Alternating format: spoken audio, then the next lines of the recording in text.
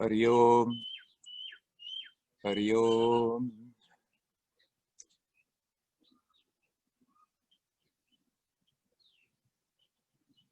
I've muted everybody, so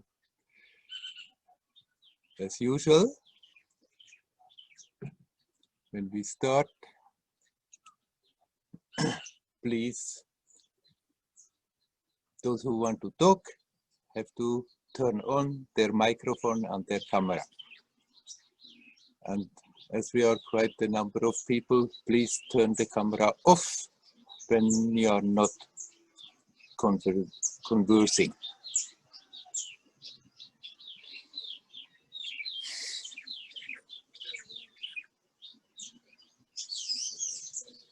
There we are again on our roof near Arunachala.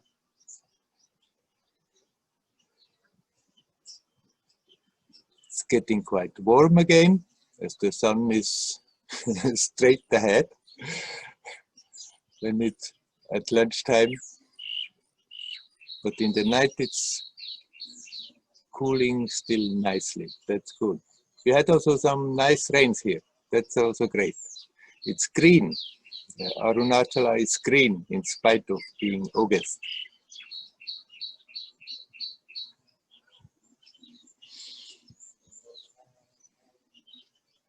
Is there anybody who would like to come in and talk?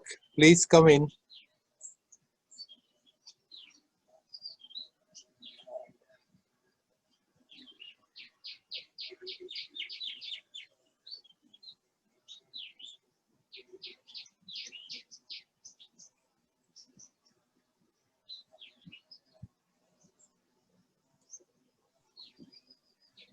Hi, Werner. Good day for you.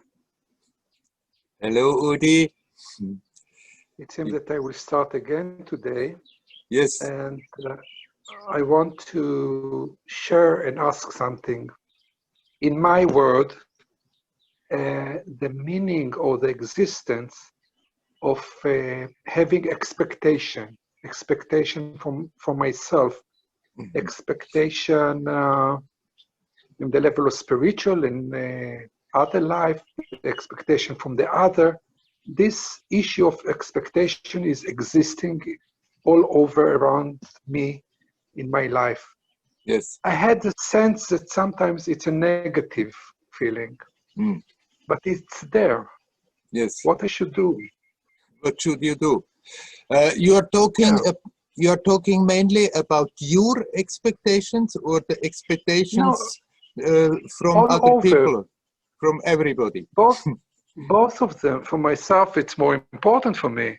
Yes. But it seemed to me that the world that's around me is also live with this very, very strong sense of expecting that something.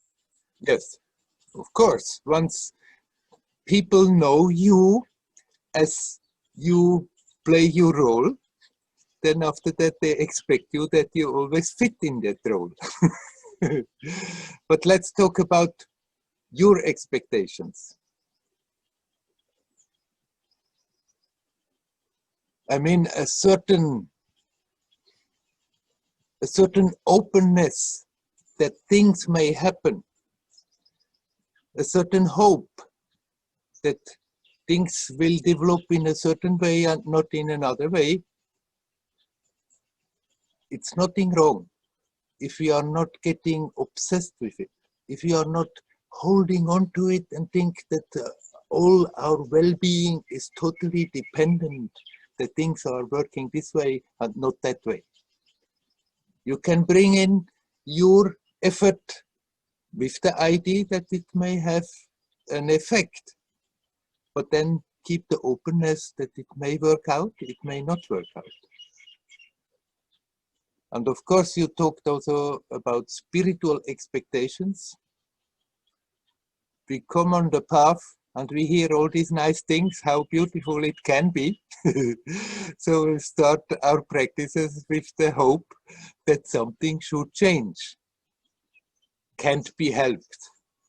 But we can learn not so much to project something in the future, not so much to be goal-oriented, that I work and work and then finally I reach a goal.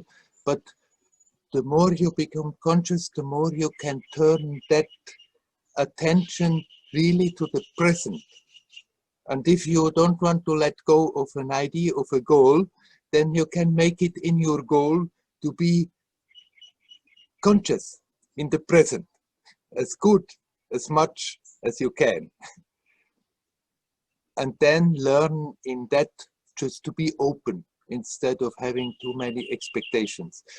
Of course, all those stories that we can read and hear, what people are experiencing, they are inspiring, and then people think, oh, if I'm doing my practice, I'm getting similar results. In the beginning, it's a good motivating power, but it's better to gradually let that go and just bring the attention to the present, to that timelessness of the now, and open up for what is coming. How your experience will unfold will be something totally new and unique and beautiful. So expectations then, although in the beginning it's helpful to motivate, after some time they are more a hindrance that this, what is waiting to happen, can happen.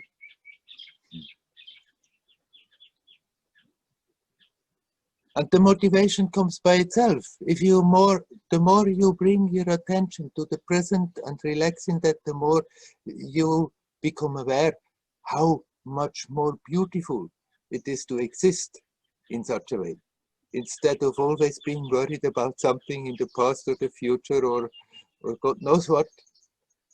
To be conscious in the present, to feel your body, to feel your energy, to feel just being alive and conscious now is already so much more fulfilling to exist than when we are full in our head, we're full of expectations what should and should not happen.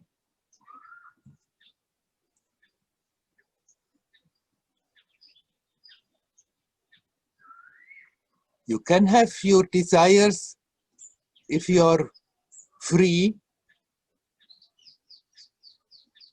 that you can accept, okay, if I can, I fulfill them. And if it doesn't work out, then it's also fine. When we have that detachment, then those expectations don't hurt us. But if we are totally obsessed and always think things should be the way I want them to be, people should be the way I want them to be, then of course we are getting into trouble all the time, because most of the time it's not working out the way those expectations are there. So when you see strong expectations in yourself, maybe towards people, how they should behave, then you can work on that and learn to accept them the way they are. If that leads on the practical level to the situation that you don't move with them so much, so be it. Huh? If you feel, okay, if they really are like this, then I can accept them the way they are, but I need maybe not have that much to do with them. You mentioned many.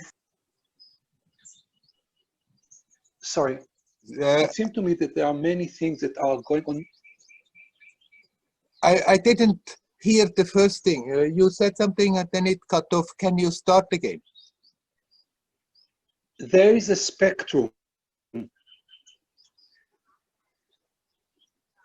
Sorry, Yudi, again you are breaking up. Yeah. There is a spectrum of things between. Can you hear me now? Now I hear you, yes. Can you hear me? Yes, yes. But before the connection was broken. Okay. Now I think it's fine. I said that there's a spectrum of things, spectrum of words that you mentioned. Yeah. Between hope, desire, achievement, till the end of obsession. Yeah. And from time to time, I can find myself and can realize where I stand in that. Yeah. What are the forces that move me on this spectrum, move me towards the good things that are to myself is hopes, Yes. and not to go down to obsession. Yeah.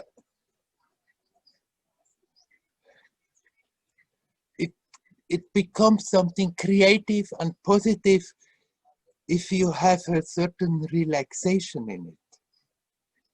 If I have ideas and put them in the current of time and space, but are all tense about it, immediately I'm making myself not feeling well, and I'm also radiating an energy that is unhealthy. But if you can just bring in an idea, but at the same time remain at ease, at peace, and relaxed, then actually you bring in something very positive, something creative in that current. And it has the tendency, the more you do that, the more it will manifest as something beautiful. It will not always work, but still, the more your general attitude is like this, with a certain detachment and relaxation, and in spite of that, bring your ideas in, the more they have the tendency to manifest in a beautiful, harmonious way. And the more we bring our ideas in, at the same time, are all tense and I want, and it has to be like this, and all full of me, I know what is good, what is right, what should be. The more we bring it in that way, the more we bring something negative in it, and it will also manifest in disharmony, in these harmonious responses from the world outside. Yeah, but even the thought that I bring the idea is sometimes wrong. I'm just from time to time understand that the idea is coming. I'm just observing them coming and be part of them. Mm. But this is something that I should learn. Yeah, I mean, as long as you are not making something tense out of it, even the idea, okay, I have an idea like this, and it could be wonderful like this and like that. If you are not getting all tense about it and attached to it, then that kind of thought is not doing any harm.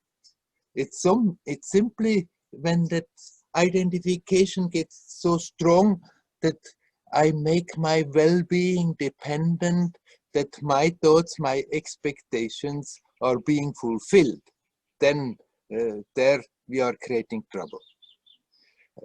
Whether you say, okay, there are ideas flowing here, or I have the idea, if you have the proper attitude, it's not really, it doesn't matter.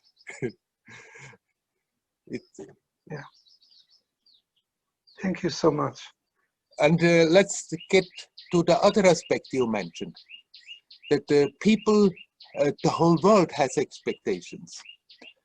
Of course, then people know us, the family knows us, the parents, the spouse, the children, all the relatives, and then the friends know us, and we have been behaving in a certain way, and there is a certain expectations that we keep on behaving always in the same way, in the same pattern, so they can put us in their proper little basket. This one is like this one is like that, and adjust to that idea. And then when we start to change and start not to fulfill that expectations that comes towards us, then sometimes there may be a bit a tense situation. And there it's important that you are at peace with yourself. And if certain ways of functioning you consciously has left behind, then by no way you have to pick them up again simply because people expect you to behave in that way. If you feel, no, I'm feeling right, if I just let that whole thing be and don't go into that kind of experience anymore, or I don't go down that alley, I don't do certain things, and you feel right about it, then listen to what you feel about and not to the expectations of the people around. We cannot fulfill everybody's expectations. If we try to do that, we are slaves, and it doesn't work. You can run and run and try, and it never works completely. So be at peace with yourself, in harmony with what you feel like, and adjust your behavior as good as you can to what you feel is right, what is really at hand here, that it's a true expression of yourself, and then people may like it or they may not like it. We don't have to unnecessarily hurt people with our behavior, but we don't have to be slaves to anybody's expectations. What is important, that you are right with yourself, and then whether the world likes it or not doesn't matter much. I agree. Yeah. Thank you so much. You're welcome.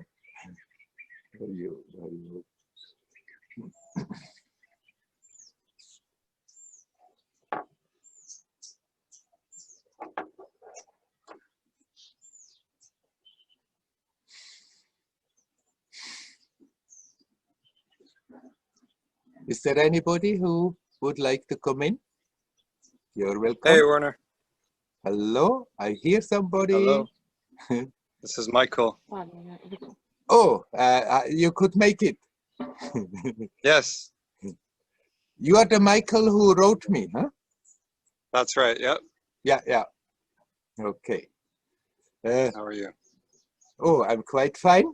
So, Yeah. since you are already here, then you can repeat the question for everybody else, what you have wanting to talk about. Sure. I'll actually just read what I wrote, because I think that was exactly what I wanted to say. So 1 sec here. Oh, I wrote, I'm currently on day 6 of a water fast, and I'm feeling clear but also low on energy. Mhm. I drank a little coffee today, which helped. I have read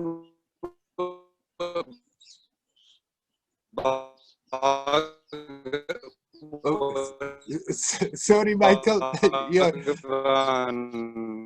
you're totally breaking up. It's not a word coming through, only some sounds. Ramana recommends on fasting here, Oh. And here he says that food should be taken in moderation. That fasting will. Okay, sorry. Let me see if it gets better out here. So normally at this area spot, maybe you just read what I wrote, and that would be more helpful for everybody. That's good now. Now I'm hearing you much better. Yes. Okay. Maybe you should just read it, and if I'm available with the internet, then I'll have some comments maybe. Actually, I can hear you quite right now, but okay, good. I'm not having it in front of my nose, but if you like, I can just summarize the whole thing. Okay, I'll read it then. Okay. I'm currently on day 6 of a water fast. I'm feeling clear but also low in energy. I've read what Bhagavan Ramana recommends here. In here, he says that food should be taken in moderation, and that fasting will disturb the mind. But then he notes that if fasting is done for a month with intense focus, there is benefit to be had. So this seems contradictory to me. Right. And, I have this spiritual bully in my head who likes to pressure me to do absolutely everything in my power to use this experience here in Tiru to its full advantage. Like, if you don't go into a cave for a month, then you really didn't give it your full effort, and you're going to feel real guilty when you leave.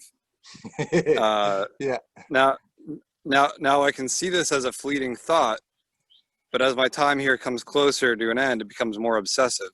Yeah. My heart says just to be gentle with yourself, and you already are wherever you need to be. But this is interpreted as spiritual laziness. So yeah, I'm interested to hear your reply and your experiences with fasting, and really what Bhagavan means here with the month. I can do it. I'm already on day 7, so I might as well try it out. But right. I don't want to hurt myself physically or even if it's not helping my sadhana, then what's the point? Because I feel low on energy. I feel low on energy, which at times is really affecting my meditation, but then at other times I feel so clear and empty that my connection with it and is just, it's just right there, you know. Well, let me start first generally. I also would not really recommend intense long fasts, because usually people hurt themselves more than what they are benefiting. You are attacking the nervous system doing long fasts, and it has after that to recover again of that, from that. Now, of course, people are different. What is right for one is not necessarily right for another. But I would also rather agree, if you want to have an intense time, instead of a total fast, have a period where you just eat not much and have that discipline to pull it through for some time. But now fasting can help you to go deeper. But usually it's not even so much during the fast, but more when you come out. And then when you come out of the fast, you have to start very gently. If after that you just eat a lot to start with, then you have a lot of negative effects from that. So it's better when you come out of your fast to just start eating a little, and then gradually a bit more, and then it's more like when the body is getting stronger again from taking food again, that you start to feel the benefit from the time when you have been fasting. Now, about that quote of Ramana, it has it has made many people crazy that have read this thing of, if you do a fast for 1 month, then 10 days later your mind will become quiet and will remain quiet. But everybody is overlooking one aspect Ramana mentions in that context. He says, if you are capable to focus on the self the whole time, and really, honestly, nobody who has been trying that, who has been talking to me, was capable, including myself, because I was also inspired by that quote some nearly 40 years ago, and I tried for some time. And of course, in my fast, my mind, instead of getting quieter, most of the time it was getting more and more and more agitated. And so Ramana's little aspect that he puts in there, that, okay, if you can fast for 1 month and remain focused on the self, then you are already so strongly rooted, then you also don't need any fast. So now for you, you're soon leaving, you're soon going back. Honestly, I don't think you have to push yourself now in an extreme. You have already been fasting for 7 days, and if you do what you like. But if you ask me, I would recommend you gently start eating again. And then when you go back, most probably you are in a better form than when you, till short before you leaving, you push yourself hard, and then after that your body is weak. Better make your body strong again and make yourself quiet And then you're taking more with you than when you push and push and push, and after that you are really physically in a bad shape and you have to recover quickly before you go back, and maybe you can't recover before you go back. So since you're asking me, I rather would recommend you, okay, 7 days is already a lot. Maybe tomorrow you start to gently take food again, but start slowly, start gently. And you will see when you start gently and gradually get the body used again to take food, then you will, over the days, you will start to recognize that you're benefited from that intensity that you have now manifested by this fast. But don't push it on and on and on and on. I had the tendency in the beginning because I always thought I have to do God knows what in order to force something about. And that was something that the Amma always came and, hey, come on, no, eat, eat, eat, eat. She was always urging me to increase my meditation, to increase my sadhana, to increase my practice, to increase my desire for realization. But when I started to fast, and she always came and made me eat again. And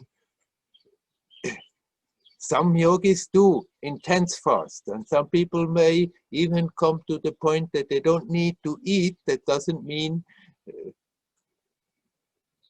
that they are spiritually in so much a better state. For some people, somehow that grace seems to manifest. But generally, it's not recommended to do extreme fasts. Rather, if you want to do fast, sometimes do once in a while a short fast, 1 day or a 2 day or a 3 day maybe, and then you stop it again. Or you never fast at all and you just generally don't overeat all the time, and maybe make periods where you tell yourself, okay, now for some time I'm eating even less, just to get a bit more intensity without totally fasting. The risk that you are hurting yourself more, that after that you need a lot of energy to get your body again into shape and to help the nervous system again. We are making the nervous system extremely sensitive when we are fasting long and weaken it. And somehow after that we have to work on it to make it stronger again. So do as you like, but I recommend you stop your fast and start to eat gently, and use this time now when you come out of the fast to observe what is happening. And you will see when there is more energy again in the body, it's becoming easier to be quiet, to be relaxed, to be at ease, to be at peace. And then use that to go deeper instead of thinking I have to force something. So you yourself said, my heart would say stop. But the mind says, you have to push, you have to push, you have to push. I promise you, you're not missing out on something if you stop it. If your heart tells you stop it, then listen to your heart. It's not spiritual laziness not to do extreme things. Spiritual laziness is when we are not more trying to remind ourselves to connect with the now, with the self, with the current of life, but just go half asleep through our life and let our mind roam and roam unchecked. That is spiritual laziness. But if you basically, whenever you remember You catch yourself, how the attention is flying somewhere, and you bring that attention back to the timelessness of the present. You connect with that and relax in that, then you cannot talk of spiritual laziness, even if you are not doing hard yogic stuff to yourself. Okay? Are you still connected, Mike? I see your picture, but your microphone. Oh, there we go. Yeah. Unmute. There we go. Yeah, yeah.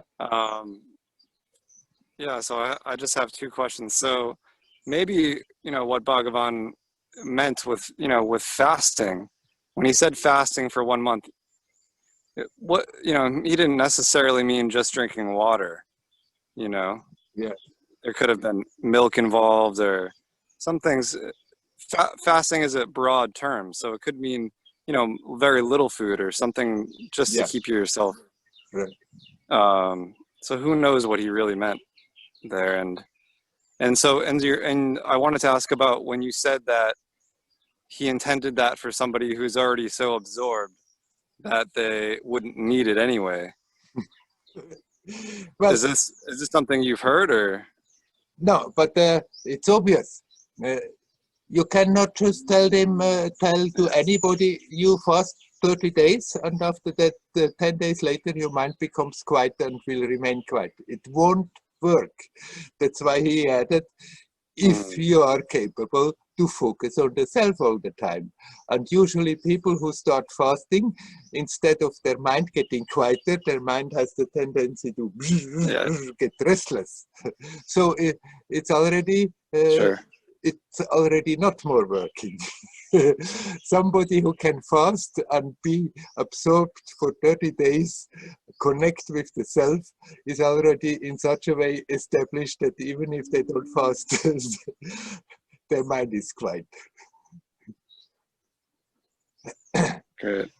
So yeah, I think then what I'll do is I'll probably just slowly start introducing some oils, and if that's giving me the right amount of energy, and then I can really just find that nice balance where I'm not having too much cravings for food, and I'm also feeling satiated and energized.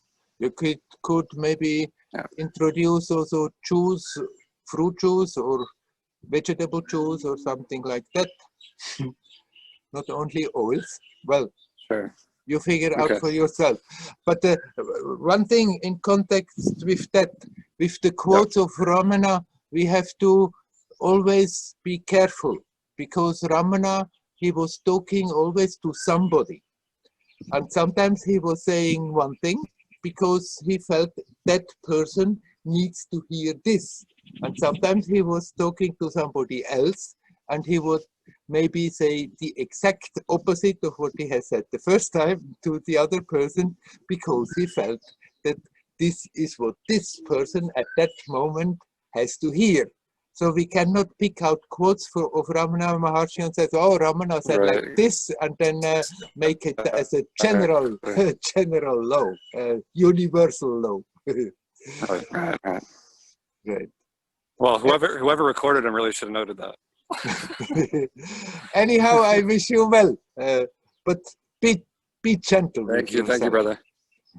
You are welcome. Of course, yeah. That's it, Jeff. Thank you.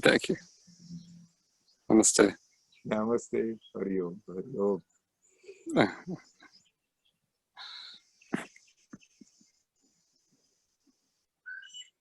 Is there anybody else who would like to come in? You are welcome. Please come.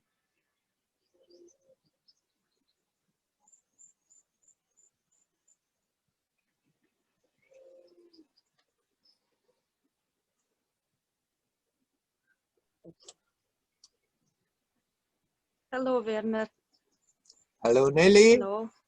Hello. Hello. Yes, I'm very glad to see you again. We are all always glad to see you. Yes, I want to thank you very much for your satsangs. I feel a lot of gratitude every day.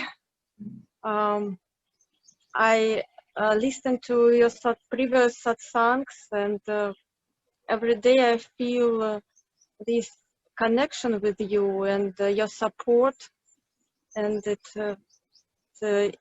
your inspiration, and it helps me so much to go on. Very happy to hear that. So it makes sense that we continue, huh? Yes. Besides it, I see one more hook of my mind. I want to understand you very good, but my English is not so good, and I don't always can understand what you say, especially when I watch satsangs online. I don't see subtitles, and it's not easy for me to understand. And I watch the record again after that to clarify for me. And I see how I see that I sometimes feel upset, and I regret that I can't catch what you say. I feel this thing in my mind and observe that it hooks for some obstacles, and I I remind myself that your main message for that I should understand good is to be here now and to breathe, to relax, to be conscious and be aware. But I think how strong this thing in my mind and my сопротивление. And I don't, I can't say this. Resistance, yeah, resistance. Anyhow, I'm getting the drift of what you want to say.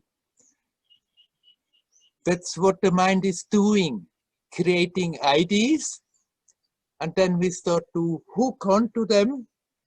And then the tendency sometimes is that we just turn around that idea, and somehow it's getting bigger and stronger, and it seems that it's a real problem, even if it's no problem at all. Yes. Yeah. You said also you listen to the recordings, and then you can feel very strongly the connection.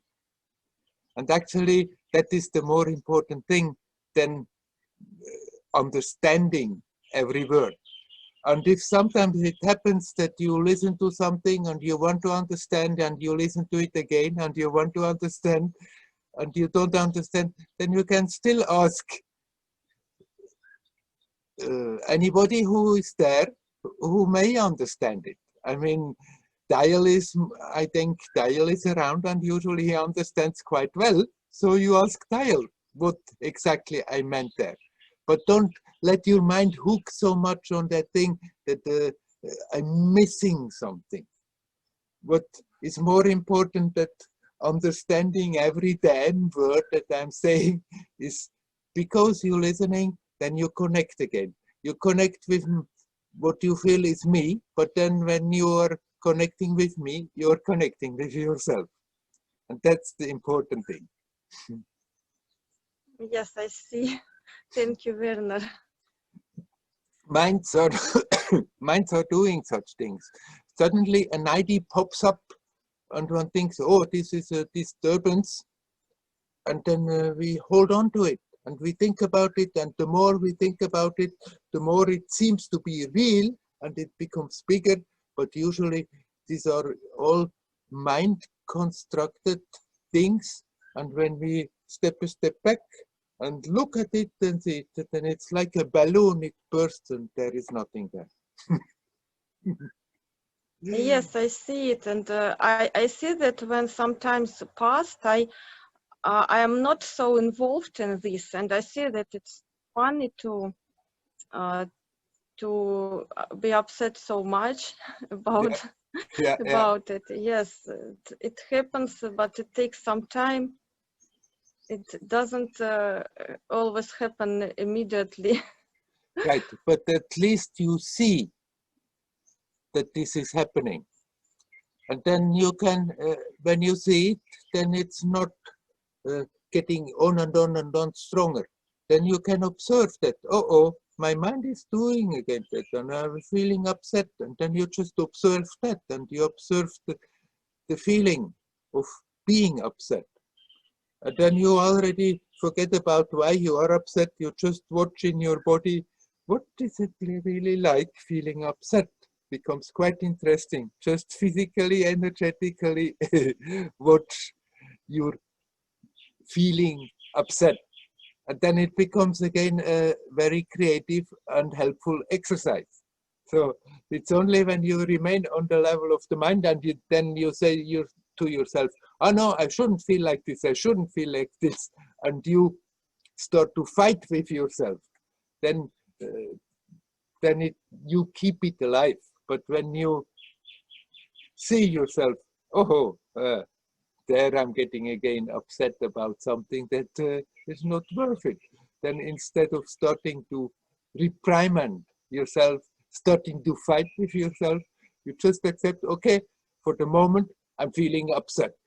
And then watch. Instead of trying to fight it, trying to push it away, trying to tell yourself I shouldn't, just watch. How does it really feel? From head to toe, feeling upset. Then it's becoming quite interesting. And you relax in that and it disappears and you laugh about the whole story. Yes, thank you very much, Werner. It was important for me to hear it from you. Yeah, you're welcome. Thanks a lot. Thank you.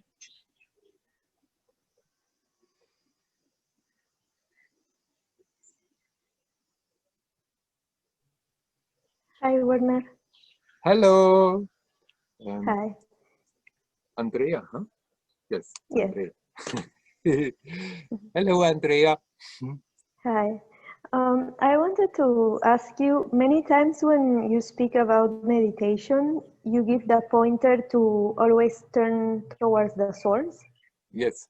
And I wanted to ask in regards of the Maum meditation that's given by Amma. Yeah. I wanted to know if there is a way that this thing you point to can be incorporated, or if the Maum meditation can be done from that perspective, or are they just two completely different things and they should be practiced separately? No, they are not two completely different things. But she gave out a meditation which is quite active.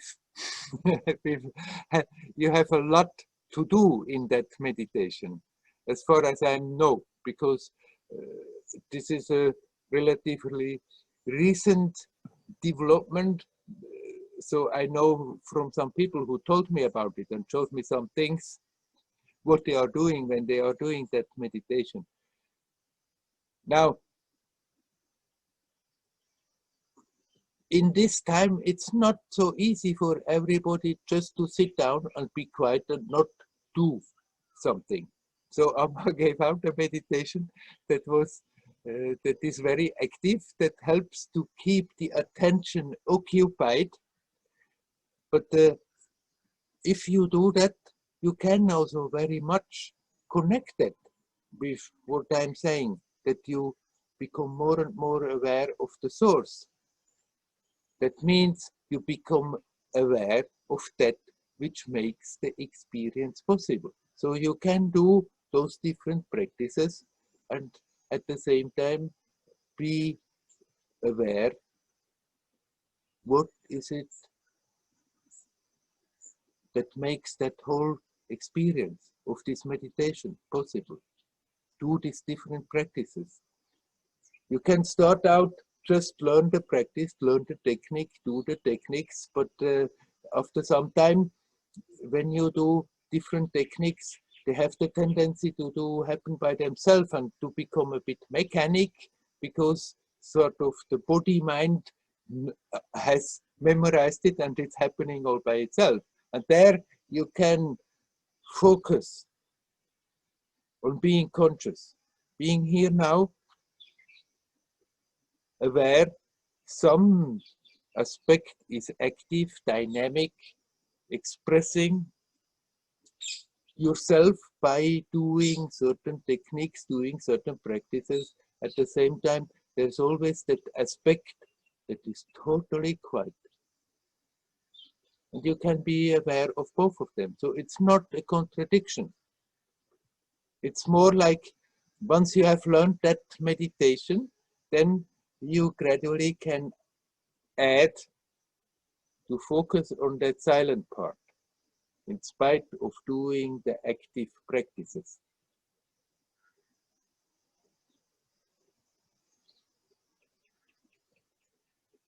Are you still there, Andrea? Oh, yes, I was muted, sorry. So when, for example, if someone is practicing focusing on the breath, Yeah. I feel all the attention goes in the breath.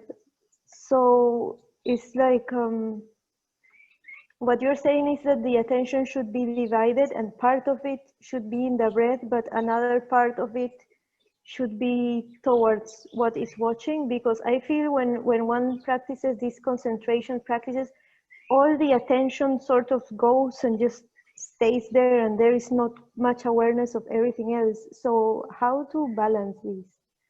You just relax in it.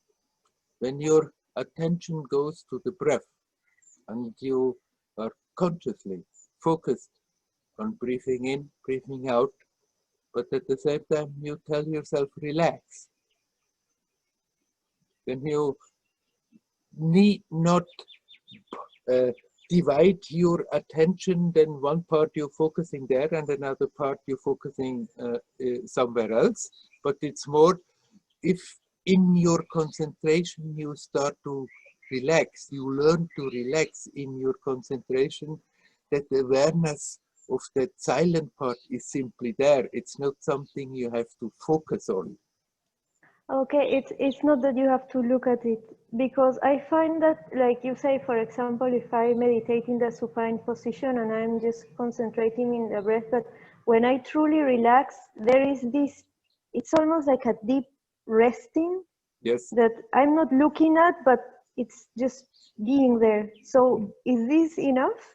Yes. Or should I turn more towards some source or look? No, it's a way of talking about. When I say come back to the source, look at the source, there's no source to look at.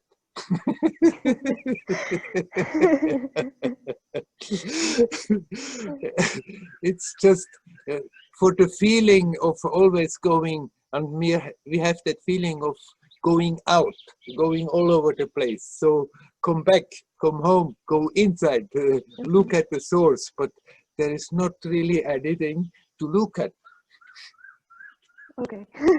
It's that awareness of being quiet that you mentioned, what I'm talking about. So it's not that abiding in... It's not that you have to somehow break up your attention. One goes to the concentration and the other goes to the source. It's more when you concentrate, the tendency is, especially when we start, when we learn something new, that one gets a bit tense in that concentration. And then there is only that concentration, fine. But then you can learn to relax in it. And the more you are capable of concentrating and relaxing, the more that awareness is simply there. There's something totally unaffected by all of this. But that awareness is enough. It's not that you have to somehow then specially try to look at it. Okay, because I feel after being concentrated in the breath for a while, there is this like very deep relaxation that almost arises on its own. So just experiencing this, is this the same thing that you mean by the sense of being? Right. It goes in the right direction. But if you experience that, then just be with that relaxation. You can give the impulse still to relax even deeper, to relax even more. And there, it's like your attention is sinking back to the essence more and more by itself. It's not that then you have to somehow stop and say, okay, now I'm aware of that awareness, and then sort of think, okay, that's it. But you don't have to really seek for something, just keep on being open that that relaxation becomes more and more and more deep. I mean, all the words start to become a bit false when we talk about that, but it's that the best that I feel I can talk, I can say, I can express in words. Just keep that openness, that relaxation becomes more and more deep. That it's somehow like something, some aspect of your attention, some awareness is sinking deeper and deeper and deeper into that ocean of existence. Thank you very much. That's very helpful, because I was having this idea every time I was sort of sinking into this relaxation. The idea would come that part of the attention now needs to look at the relaxation or seek for something, and then that was taking the relaxation away. So No. this thinking, I like the word you use. So it's like keep thinking there, Right. and just let it happen. Right. Okay. Thank you very much. You're It's welcome. very helpful. You're welcome.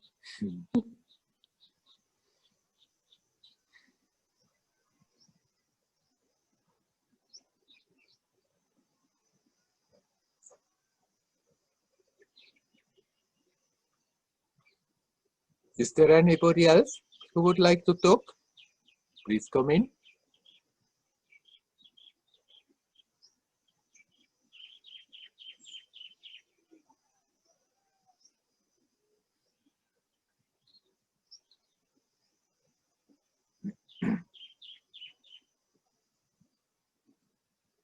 Okay. Then I'll say something more to the subject we have just been discussing. It's always, especially for people who have come in touch with Advaita, this is always something that is going around in their minds, doing things, doing practices, and then the Advaita teacher comes and says, don't do anything. Doing disturbs. And then the mind can get quite confused about this. Should I do practices or should I not do? Or is that doing, not doing? How can we bring that together?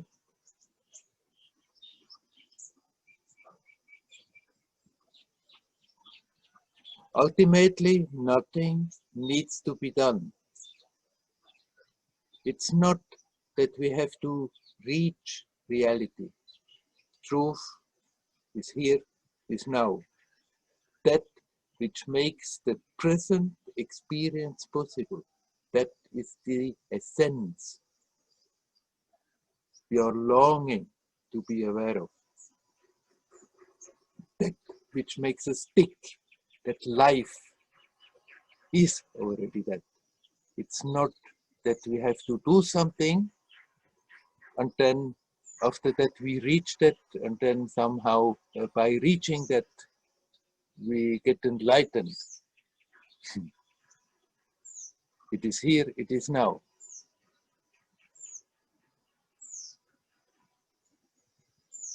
But we are doing so much simply growing up in this world.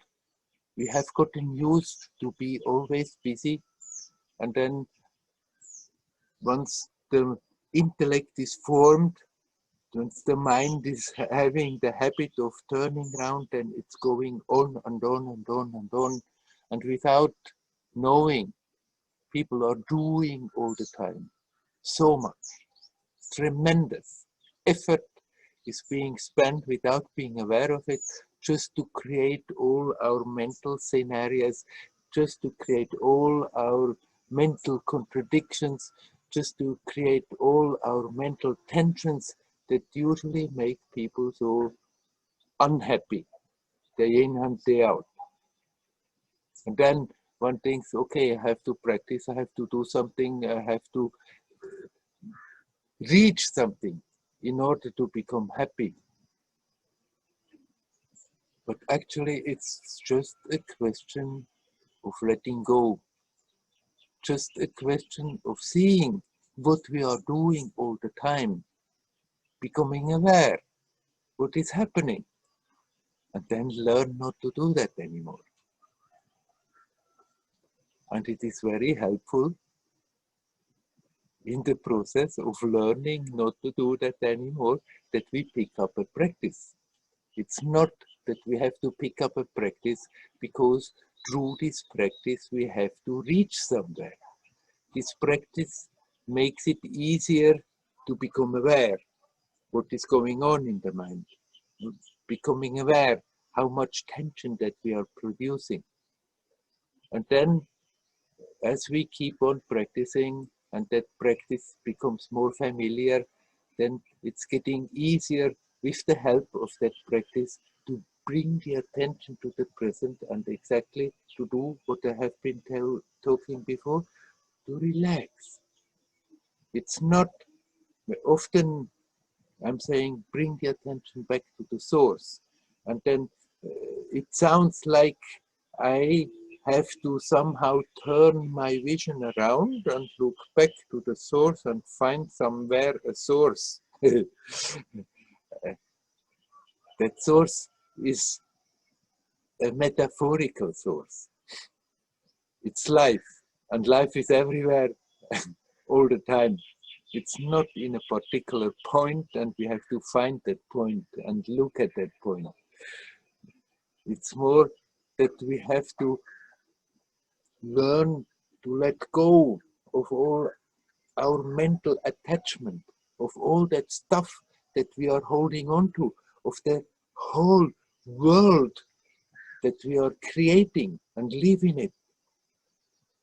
That we let go of all that we are turning round and repeating and all those efforts that we are making to keep our dream world intact. And by letting go, by relaxing, the attention is sinking back to that essential state. It's like you are already there, here now. But the experience is like a gradual process that from the habitual being so totally, the attention being so totally absorbed in our sense perceptions, in our thoughts, in our emotions, in whatever is going on in our experience, then by consciously practicing, by consciously relaxing, that the attention gradually lets go of that fixation. And by letting go, it's like the feeling is like a sinking back home. Sinking, although we don't have to sink anywhere from anywhere, still the feeling is a bit somewhat like this. By letting go, it's like the attention is sinking back home effortlessly. We just have to learn not to always then make efforts for something. And the spiritual efforts, the efforts in the practice, they help us to be alert, to be in the present, to see how tremendously the mind is making efforts all the time for everything else. And so that little effort of concentration, of bringing the attention to the present, of observing what's going on, that little effort is simply an effort to become aware what other efforts are there, and that we can let go of those efforts gradually. And in that letting go, like the attention is just sinking back. So to the question that Andrea just was asking whether this particular meditation can be connected with that. Yes, any meditation, any technique we are practicing can be connected because we are already connected. It's more that when we learn something, the whole attention is absorbed in learning the steps, in learning the different techniques, but gradually it comes easy, it comes spontaneous, and there we can consciously let go, even when practicing, even when concentrating, no matter what practice we are practicing. It's not that we have to then partly concentrate on the practice and partly go and look for the source. More like be in that concentration, be in that practice right now, and just relax on all the levels, physically, energetically, emotionally, intellectually, and then you relax more and more in a spiritual way. And in that relaxation, that sinking back to the own essence is happening by itself, effortlessly. It's not another effort we have to add. That's why it can be connected to any practice whatsoever.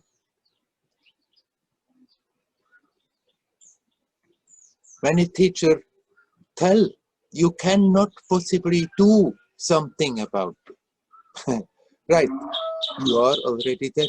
You cannot do anything about that. You are dead. Sure. But then people have the false idea that everything that we do as spiritual practice is somehow false. No, it's not. Because we pick up these practices because anyhow unconsciously we are doing things all the time, day in and day out. And so as long as this is going on, there's no point of saying, okay, you cannot do anything. Okay, you cannot do anything to become what you are. That of course you cannot do because you are that. You are that divinity. You are that divine essence. You have never been something else.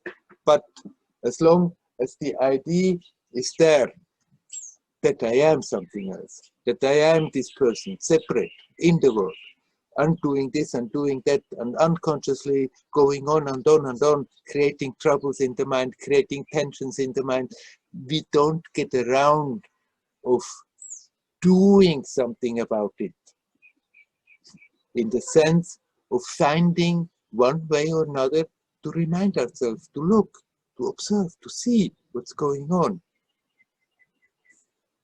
And then learn to let go of that. And the different techniques that are there, they are just crutches for the mind to make it easier. And for some people, one technique works, for other people another technique works. That you cannot say one thing is better than another thing. Or one can develop totally one's own techniques that help us to bring the attention to that split moment of the now, and from here learn to just somehow let go, and the attention will sink back home to that essential existence gradually all by itself. So we can't do it, but we have to do something about it. As long as we are creating tensions, it's good to do something about it. And because some people say, don't do anything about it because it's the ego that is doing, don't handicap your practice with this kind of ideas. But at the same time, it's good to be aware the practice is just a help. It's not that we have to practice and earn our money and finally we get paid out. Practice is just a help to make it easier, to catch the attention and to connect with yourself, to connect with the now, to connect with what is.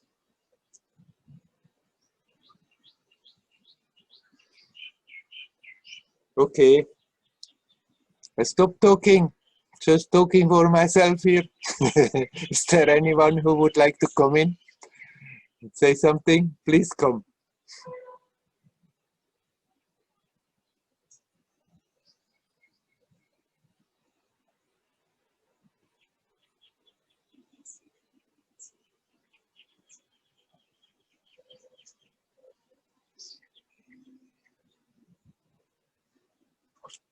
Somebody wrote a message. I just to see whether there's something.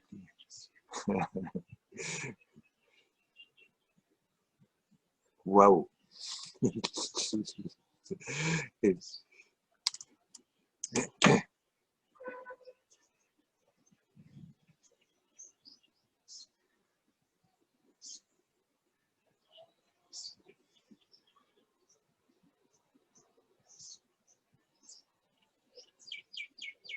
how many people are here? Let me see. 30. 30 people. Nobody has a single doubt. Then we should talk about 30 happy people.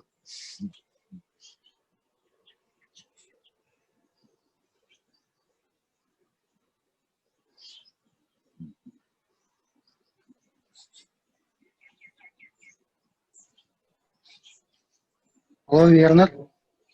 Hello. Hello, Hello, Werner. Dial. Yes, Hariom. Nice to see you. Nice to see you. Yeah, I just also want to thank you for your advices. It's helping me about sitting straight. I Yeah, get better posture and feel like more connected. Yeah, yeah, and I good. start meditate more early morning than before, so slowly improving. But one thing is disturbing me already few years. I'm always involved into political situation around what is happening around other countries. For Yeah, example, in March I was worried what is happening in Turkey, then something happening in US, then Belarus. So it seems to me I have kind of fear that war may happen soon.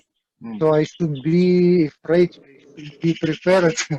So, but maybe it's not so real, but it takes a lot of time that I'm always looking news, thinking what other people thinking about it. So can you help me just relax about politics? yeah. I mean, if you are interested what's going on politically, then that doesn't mean you should now put something in front of your eyes and not more look what's going on. Look what's going on in this world. But you can also be sure that the news that you are officially getting, they are also always a bit tailored. you see already what actually that news agency and the state where that news agency is settled, what they want you to see. You don't see from the news the whole picture. But you still, nothing wrong with informing yourself. At the same time, you can remind yourself, but hey, this world is a learning place. We come here to make experiences. But all what is happening, all that is appearing is not as real as it appears to be. You can see tendencies, you can see, there it's getting a bit maybe difficult. Some negative stuff can come out of it, but learn not to worry about it. Somehow you can have faith in that force that created this possibility, this matrix, this world, that this world also will be taken care of somehow. That you, as dial, you don't need to worry about the world. If you worry about what could happen, then actually you are sending out some negative energy and you are inviting more even that something negative is happening. If you see the possibility, oh, there it's getting really tense, there something negative can happen, but at the same time you bring your attention back to yourself, to your experience right now, and you become aware, but here now you are not affected by what is happening, what could happen, and you remain conscious of that. And then from that perspective, you see what is politically brewing up over there, but if you don't let your attention being pulled into that worrying state, but remain connected with yourself, then actually you are radiating something very helpful, something very beautiful that is helping that situation. That maybe if more people do that in that way, that the tension that is building up can be taken away again. So you can be sure it's not necessary that you're worrying about the world. But I really know when I was growing up, I wasn't interested in politics. I wasn't interested in reading newspaper. I wasn't interested in listening to the news.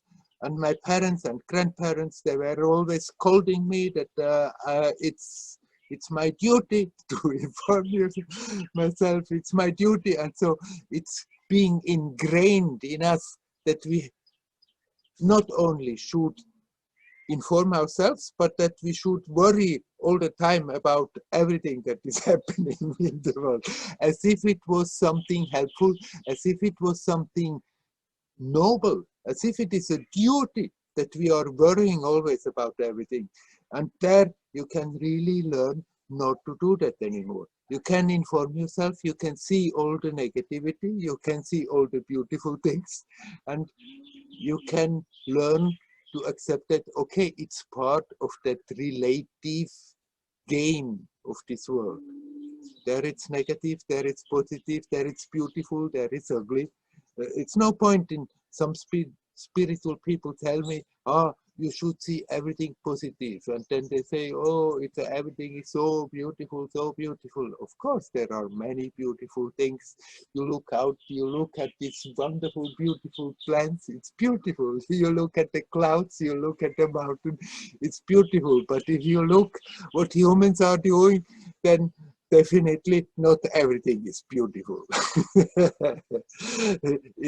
It's just fooling oneself, saying everything is so beautiful. No, humans are doing a lot of ugly stuff, and seeing that you can still connect with that inner beauty. You can still connect with that aspect of yourself that is not affected by it. And the more you are capable of doing that, then even when you hear negative news, even if you see destructive things, even if you see things that humans are capable of doing that is so ugly, but if you can remain rooted in that well-being of existence in yourself, then actually you are sending there something very, very beautiful, very constructive, that is supporting that place, that is supporting the people that are involved there, that is supporting the whole situation, that something can be changed again into something more constructive.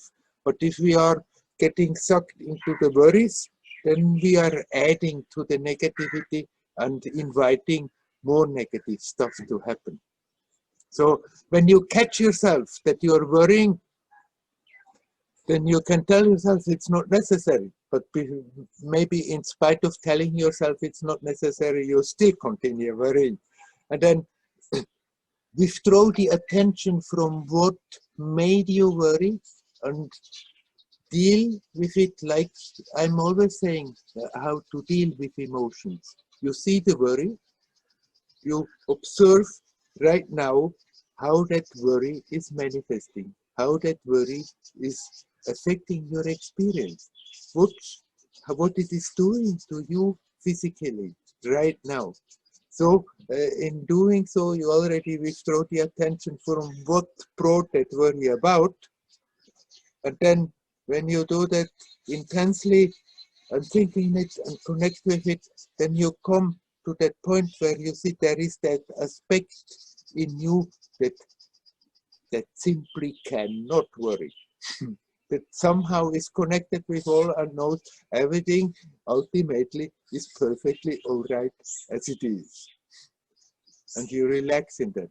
And from that perspective, you can again watch the news, can again inform yourself politically, can again see how unjust often things are, how negative often things are, how bad people often behave, and still accept, okay, this is part of the game, and observe that without starting to worry.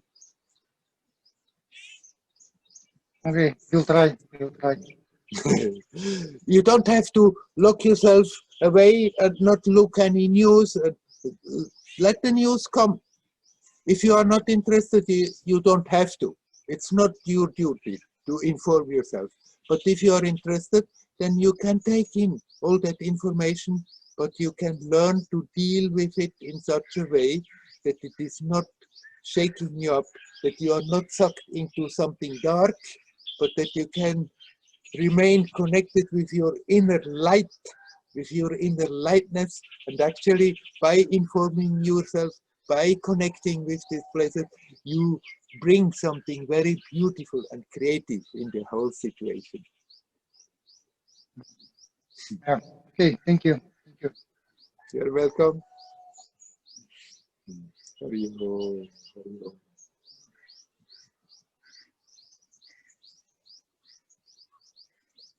Is there anybody who would like to come in?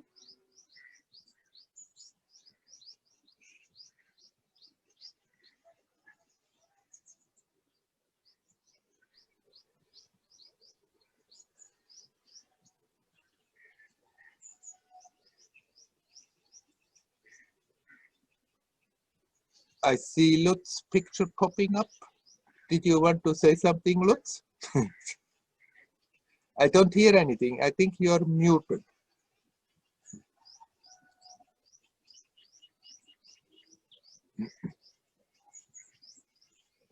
Just in case you wanted to say something, somehow your sound doesn't come through. But maybe you didn't want to say something.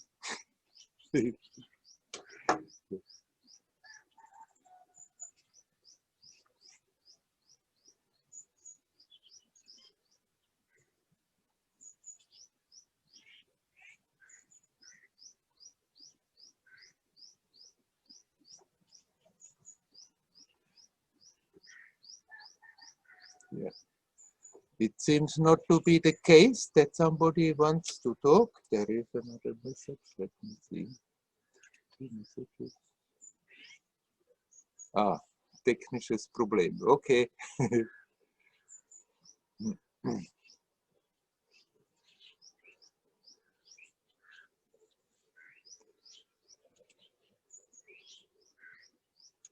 Anyhow, it's a bit earlier than usual, but I think we have covered quite some ground for today, and we can also stop it for today. Except really somebody immediately now wants to come in. Otherwise, we'll stop the official part. I'm going to turn off the recording.